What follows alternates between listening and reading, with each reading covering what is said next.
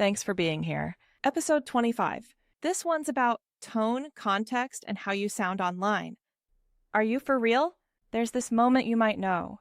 You're scrolling through your messages, Slack, WhatsApp, email, whatever, and you see a reply. Are you for real?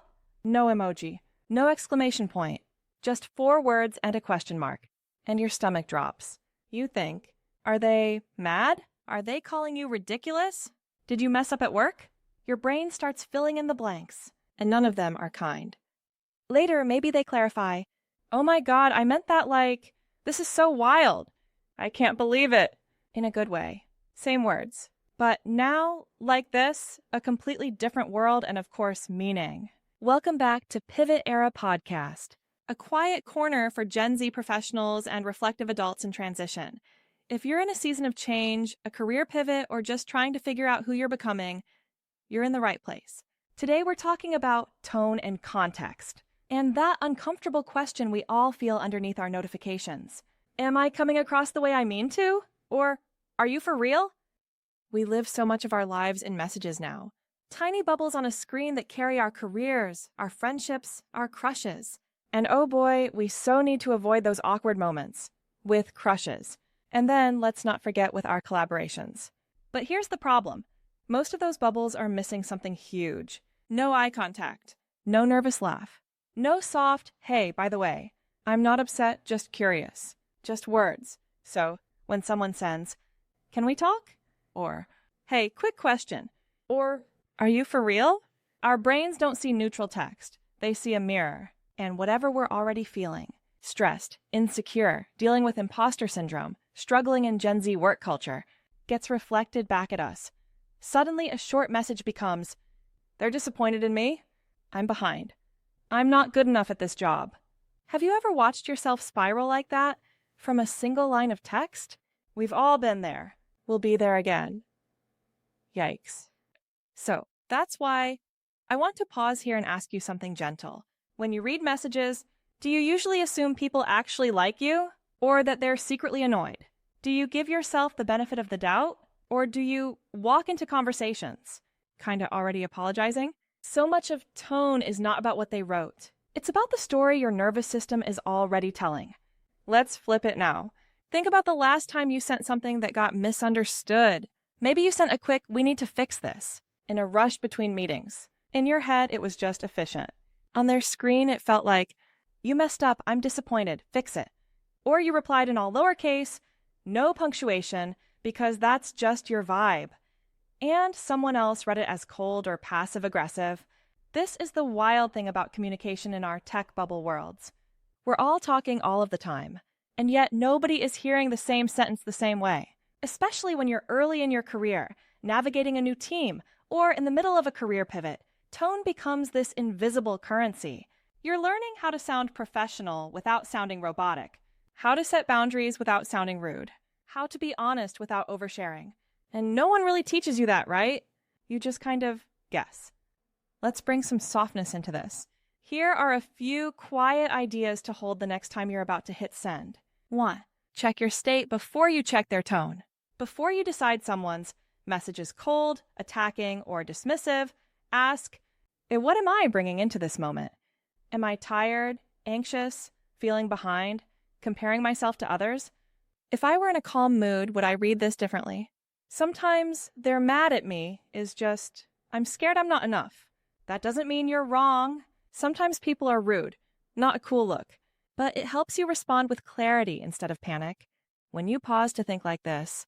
2. Add 1 line of context. Watch things transform for you. Our messages are so short now that they often lose their emotional cushioning. Can we talk? Becomes way less scary when you add, nothing bad, just want to align on this project.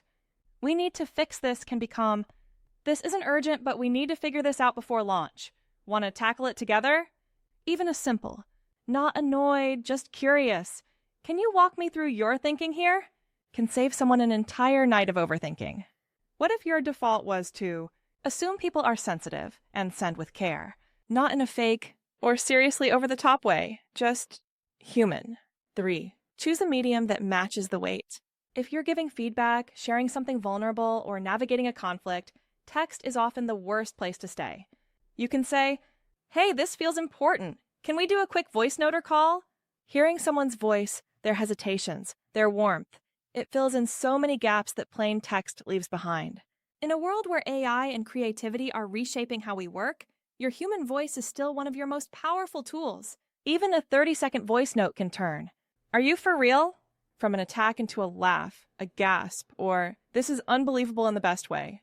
"Hey, I know what you're thinking. I thought it too. But I'm hearing an AI voice on this podcast right now. Yes, that's true. But the thoughts, stories, and care behind these words are very human. This is still my real tone, just traveling through a different speaker. So I hope that makes sense." 4. Let people know how to read you.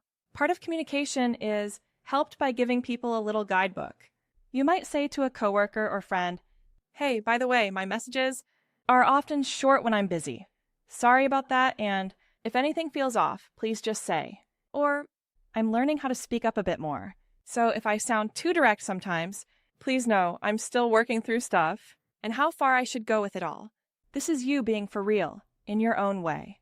That's your quiet confidence helping you, not pretending to be the perfectly polished professional, but letting people see the human and the vulnerable side of someone underneath the notifications. And for your close people, you can even agree on check-ins.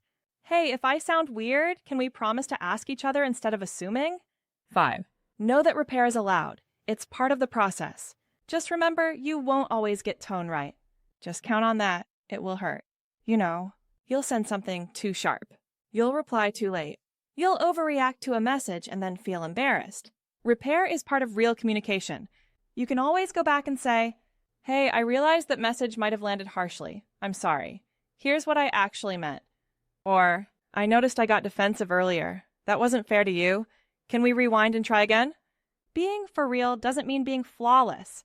It means being willing to own your impact, not just your intention. So, when you see that phrase, "Are you for real?" show up in your life. Now you can hear it in two ways.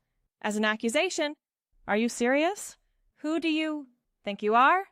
Or as an invitation, "Are you willing to be honest?" To show up as the person you actually are, to communicate in a way that matches what you strive for. In this season of Gen Z work, shifting identities, and ongoing career pivots, your communication is part of how you build your future. Not just what you say yes to, but how you say it, the tone you use, the context you offer, the way you let people feel around you. So maybe the next time you type, and before you hit send, you could ask yourself, if I were on the other side of this message, how would it feel? Is there one sentence I can add that makes this kinder, clearer, or safer? A gentle pause can make all the difference. Thank you for spending a few quiet minutes with me today on Pivot Era Podcast. You're not behind in your communication skills. You're just learning a new language while already in the conversation. Take your time, soften your tone, add a little context, and remember, your words are tiny rooms other people have to step into, so let them feel like somewhere they can breathe. See you next time. This is an AI voice-powered podcast shared by humans who simply want to connect across generations and normalize the art of starting again. New episodes drop every Wednesday and Sunday. Share it with someone who's navigating their own pivot or who needs to hear that beginnings aren't failures. They're growth.